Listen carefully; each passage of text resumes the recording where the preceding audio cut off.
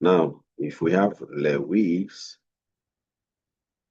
then you now have under Lewis with a space. Then Jackson, and under Jackson with a space. Okay, and Lewis, Jackson. Now, if you have this information in your data, they may be correct as you are looking at them. Lewis, Jackson, Jackson. But based on Excel recognitions, they are incorrect, they're inconsistent. When you want to carry out analysis of this data, you get Lewis will show his own, Lewis with a space will show his own, Jackson without space will show his own, Jackson with a space will show his own. So you have several informations coming from this. Okay. Now, that is why I want to introduce to you a data validation. In this second sheet, we're going to look at data validation. And there are two ways I'm going to show you how to validate your data.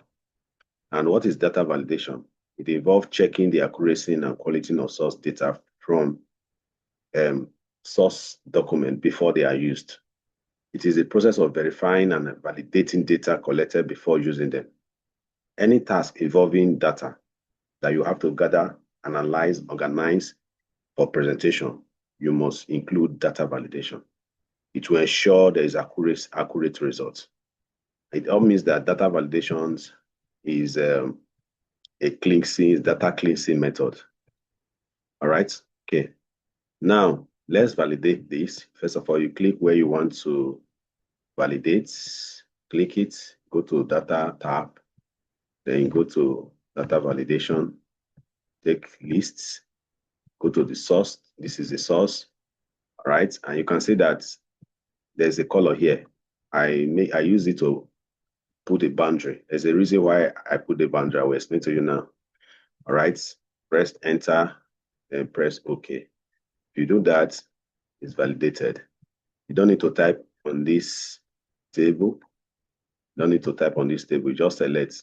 You can see that it helps you to clean your data. No error. Okay. The only place you can type is where the source is. Okay. And write rows. I write rows now, you come here, it will appear here. See? Now, if I want more names to be included, I'll come here and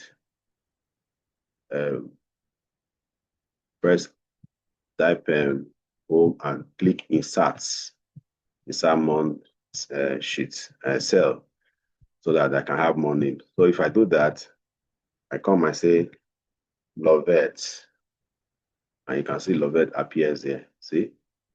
So that's how you can validate your data. It's help you to reduce errors, inconsistent data, and all of that. Then another way you can also validate your data is through this method. You can highlight, go to the data tab, go to data validation, go to lists. Here now, you just type it. Lewis, separate it with comma, Fred, Jackson, right, press OK. See, it's already validated. All right. So whenever you want to make use of Fred, you just select. You don't need to type.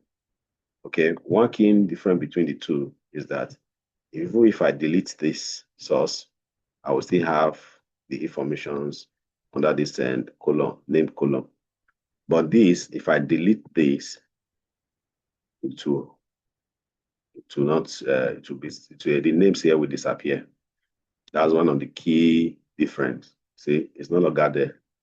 Name there are no longer there. See, they're no longer there because the source has been deleted. So this is one way you can validate your data, and it ensures that your data are clean. It give you accuracy, and it also enhances the quality of the source data. Okay, so just go into my comment sections and tell me the one that is better for you. And so ensure that you share this information so that other people can also see this information. And subscribe to my YouTube channel so that you can always get an update from me. Thank you.